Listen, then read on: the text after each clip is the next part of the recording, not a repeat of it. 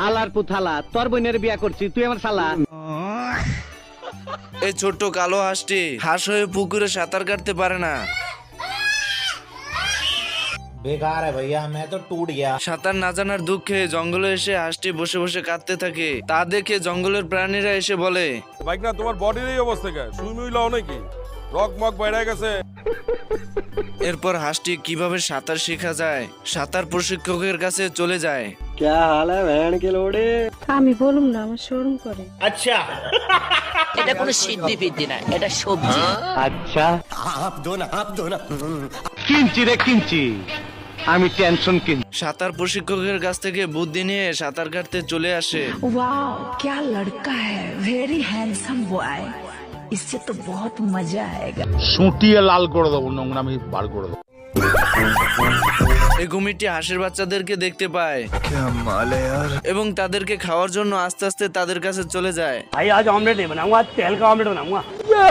ছোট্ট হাঁসগুলোর বিপদ দেখে এই কালো হাঁসটি চলে যায় তাদেরকে বাঁচাতে।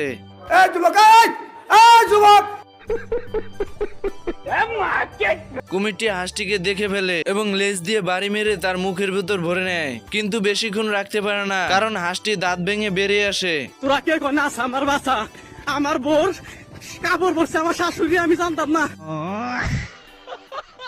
এরপর কুমির এসে হাঁসকে কামড়াতে গিয়ে গাছের কুটির ভিতর আটকে পড়ে, কিন্তু কুমির অনেক ছোটাছুটি চেষ্টা করেও বেরোতে পারে না এবং স্রোতের সঙ্গে চলে যায়। এরপর হাঁস আস্তে আস্তে নদীর কূলে চলে যায় তার বন্ধুদের কাছে। তার বন্ধুরা খুশি হয়ে স্লোগান দিতে থাকে।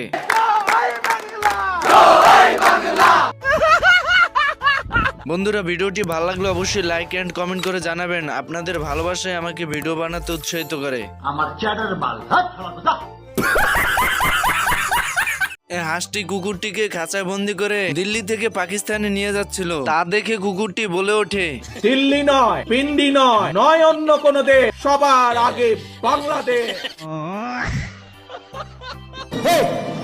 আর এদিকে কুকুর খাঁচা থেকে বেরিয়ে হাঁসের সঙ্গে সঙ্গে নৌকা অব্দি চলে আসে, কিন্তু হাঁসটি বুঝতে পারে না যে কুকুরটি বেরিয়ে গেছে।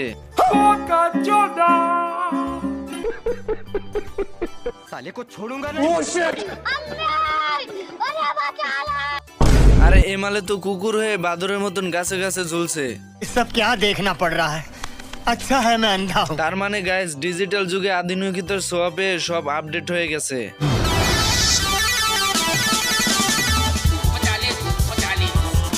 करे भाई हे करे। हाँ हाँ हाँ।